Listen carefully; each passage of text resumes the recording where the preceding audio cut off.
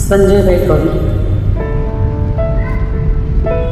જેમનું તકલ્લુફ છે સાથે એમના દ્વારા રચાયેલી સૌથી પ્રથમ કવિતા, અને જે વરસાદની આપણે ખૂબ આતુરતાથી રાહ જોઈ રહ્યા છીએ તે વરસાદની સાંભળીએ.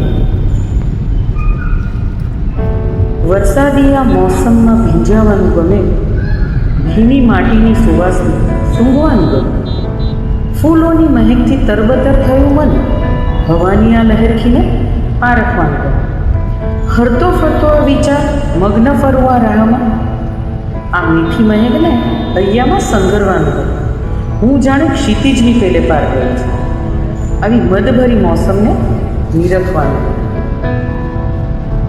વરસાદી ફોરાથી ભીંજાઈને હવે વગર છત્રીએ આ વરસાદમાં પલળવાનું ગમે, છે દુનિયા રંગીન આ ભીના મોસમને માણો, સાથી ન હોય સાથ તો માલવાનું ગમે.